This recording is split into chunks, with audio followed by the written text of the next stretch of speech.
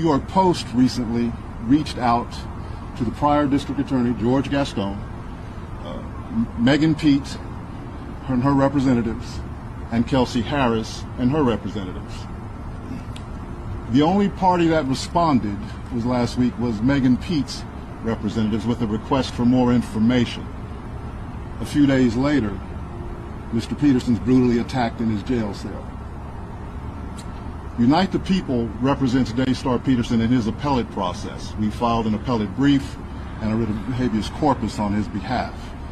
The district attorney's office has already responded. The case is fully briefed.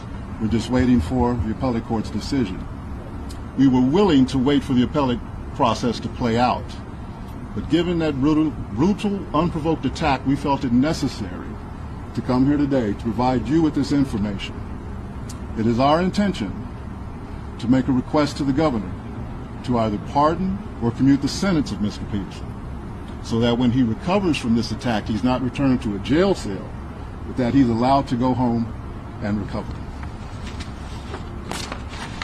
Not long ago, Unite the People was approached by a gentleman named Bradley James. Mr. James informed us he was working as the bodyguard and driver for Ms. Kelsey Harris during Mr. Peterson's trial. As such, he was in close proximity and he had privy to conversations she was having with her husband and others. Mr. James informed us he was not under a non-disclosure agreement or a confidentiality agreement and was free to speak with Unite the People, and that he was doing it because his conscience would not let him not speak and leave a man in prison for something he did not do.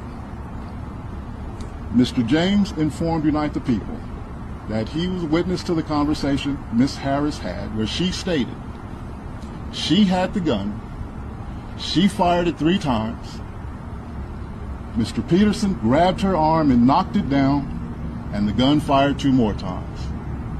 In essence, Mr. Peterson never shot anybody, never even touched that gun, never fired the gun. This statement aligns with the statement of the only non-party witness to the case, Mr. Sean Kelly, who at trial testified he saw 2 women fighting, 2 men break up the fight, 1 man grabbed the other one's arm.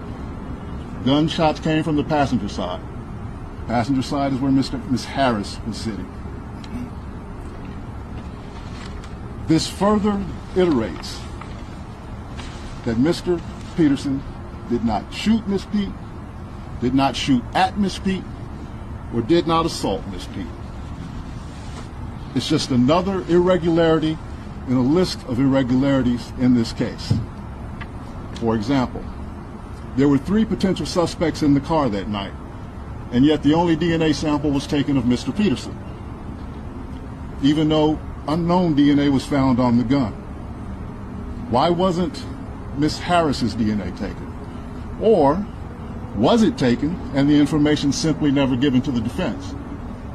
Why wasn't the driver of the car, Mr. Jaquan Smith's DNA taken? Or was it taken and again, simply not given to the defense? We don't know. It should have been taken. It is Unite the People's understanding, regular LAPD practice at a crime scene like that, anybody who's there, the DNA is taken. Another irregularity. Why, at Ms. Harris's police interview, was a non-lawyer, non-family member record company executive allowed to participate? Highly irregular situation. Normally, we see cases strangers are not allowed in these things, but it was in this case. All of these things point to the highly irregular nature of his trial and his conviction. It is our contention that he was wrongly convicted. And while we at first were willing to let the process play out, it is our contention now that if he is not pardoned or released promptly, he may never come out. And that would be the ultimate injustice, is that he gets killed in prison for something he did not do. At this time, I'd like to bring up Mr. Gianno Caldwell, media member who was working on that op-ed for the New York Post. Thank you.